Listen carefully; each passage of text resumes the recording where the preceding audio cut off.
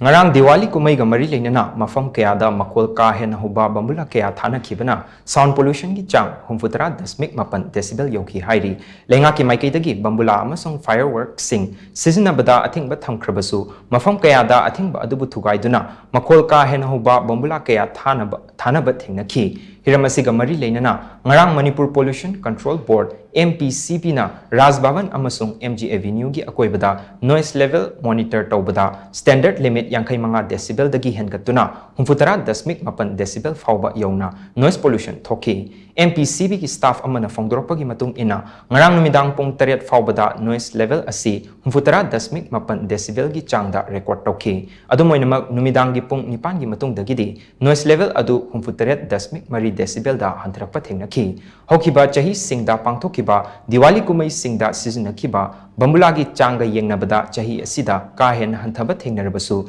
noise pollution gi permissible limit tagi ka hen pollution thokpa thengnari ngarang numidang gari ka hen chinkhiba adunasu noise level asi hengatpada mateng pangki hainasu mahakna makhatana phungdorokli